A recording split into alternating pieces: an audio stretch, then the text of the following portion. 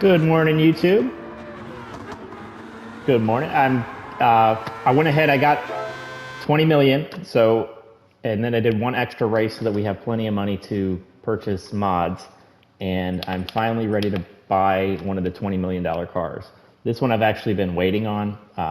There's a lot of, good cars. 20 million. This is not going to be one of those where it's like, is it worth the money? Because it's going to not be worth the money. That's pretty obvious. You can buy 20 to 40 cars for the price of this thing. But this is a Shelby Daytona coupe. What this car is basically it's an aerodynamic body put over the top of the Shelby Cobra. So this car was built for, I'm gonna take it off the wish list. This car was built, oh God, it's gonna hurt. All right, we'll talk here in a minute. Let's watch that money just flood away. 384 horsepower. I don't know what that is per million. Oh, it's gonna hurt. Here goes my money, hard earned. I don't do any of the computer cheating for the money. I actually run the long races, the 30-minute hour races, that type of thing. I want to get out of this car. The credits are painful to look at now. But let's go ahead and take a look at what mods are available. Obviously we're going to have tires. So let's purchase parts. Oh my God, they put Comfort Soft on this thing? This thing's got to be terrible. We'll buy the power restrictor. What I'd kind of like to do is build this into a stock form first. Yeah, it's not going to happen. Let's go ahead and just jump in. I want to buy the fully customizable manual so that I can use the clutch if I want to. I'm going to stroke it and supercharge it. The stroke kit I cannot get rid of. The rigidity I cannot get rid of, so those things are here to stay. So we can't go back to a full base car already, but man, this thing doesn't, well, we're on comfort tires. I wonder how this would do at Tokyo with Comfort Soft and freaking, we can try that someday maybe, who knows. Part of what I'm also trying to do is I'm going to try to condense these videos.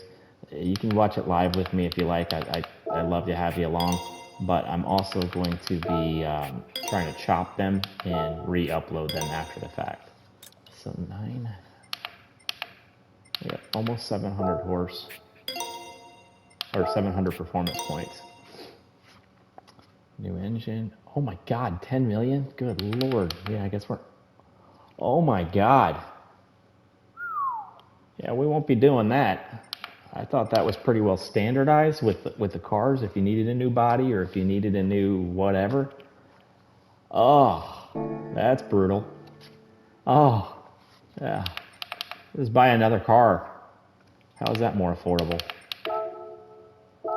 I don't expect there to be a wide body kit. There's not. Let's check for any racing mods. And then we'll put this on the track. I'm going to, yeah, it doesn't look like anything's available really, which is fine. So a little history on this car. This was a Shelby Cobra underneath the body. And it was basically, Pete Brock was working on this to make the car more aerodynamic for the international races. The Cobra was a beautiful car, but it was not aerodynamic at all. So even though it looks very smooth and very sleek, it's just not. A lot of this stuff was built by feel, not by computers and rendering and that sort of thing. So part of the international racing had, like in America, the tracks were pretty short, so the Cobra did fine. It was able to beat up on a lot of cars that were, in a similar class, and didn't have to really rely on aero because the shorter tracks. Once you got overseas into Le Mans, the car would take off. Like, it wasn't designed to go fast. So this was a much sleeker body, and they ended up only building 6 of these. So they built 6, raced them. It was pretty successful. They did have some sabotage issues. They had some issues of, you know, what you would normally expect. They had a fire issue. They had, you know, this is back in the day when a lot of the testing was done right on the track. You figure out what worked and you modified it. The car didn't originally have a spoiler, but they added a lip which was too tall, and trackside repair, they just ended up shaving a little bit of it off. They took like an inch out of that lip, and that's how they got the handling the way it is. And I tell you, it's a good handling. I mean, we're already in third on this is lap 1. We're in third. We're not at the performance point limit. This feels pretty well like a modern car. You got the wood wheel with the Cobra emblem in the middle, so it's got the nostalgia. I mean, we're crushing these guys right here. And the Viper we just passed, which has a very similar livery, that was also, I think that was Chip Foose and Carol Shelby that worked on that. So the blue and white with the rally stripes, that's not really stolen by Dodge. They kind of stole the, oh God, that's not good. So this is actually ironic. One of the things that made this car successful was the fact that it was built for aerodynamics. And one of the things that they did with this car when they were racing, one of the things they noticed was they could outrun the Ferraris, but what they actually decided to do, I think I just hit the wrong gear, was keep the RPMs down. And in order to, in doing that, they were able to run pace with the Ferraris, but were 25% better on, okay, we're gonna just cheat there. They were 25% better on fuel economy, so their pit strategy allowed them to hold the lead while the Ferraris kept going in for gas. It being a fuel efficient vehicle in the 60s and 70s is different than what we would consider fuel economy now, so it's not like it's inaccurate. It still may be far better than the Ferrari. I don't have the Ferrari. I'm not even sure which one it is that it was competing with, but that may still be a worse car in terms of fuel efficiency. So if you are running this car, full fuel, full power, you might as well use soft tires. It does feel plenty capable in its race with the fuel set to 6, and that'll get you some more laps. So at that point, you can go to mediums or hards and try to get, you can fully adjust your pit strategy on this car to where it makes sense. You got two laps of fuel running full fat, and you got 2 laps of tires running soft. And then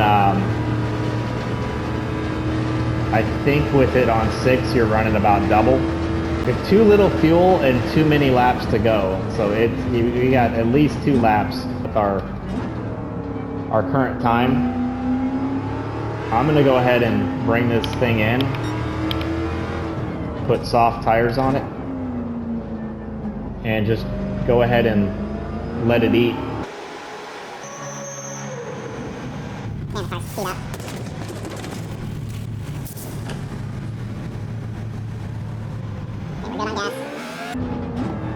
I think you either need to go with hard tires and going full lean, or just go ahead and put soft tires on and go full fat. today we're not getting rain. So normally this track ends up with rain anyway, so I would suggest starting with soft tires, go full fat, let the car eat, kind of watch the weather, and then you'll probably end up with a rain around lap 2 or 3 anyway. It really depends on the weather. But then if it starts to rain, then switch to wets and go full lean, because you're not going to be wanting to put all that power down to the back end anyway.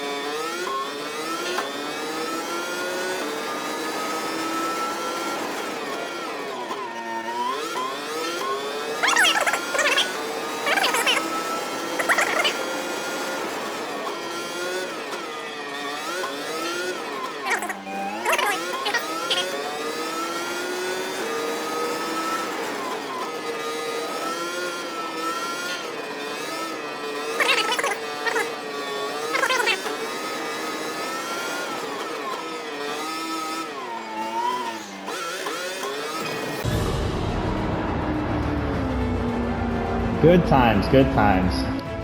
So, it's a $20 million car.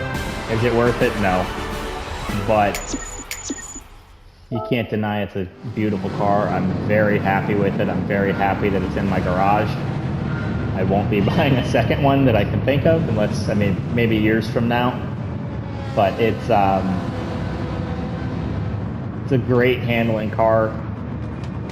In reality, there's only 6 in the world, so it's pretty cool even just to be able to digitally experience it.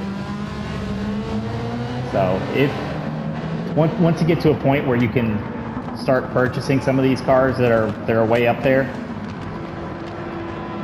I'm happy with this being my first of the super, high expensive vehicles, and I'll be trying to get the Roadster as soon as that hits the garage as well, so that we can kind of see them side by side and see what they do. But anyway, I'm like, thank you for joining, and I hope you have a great day.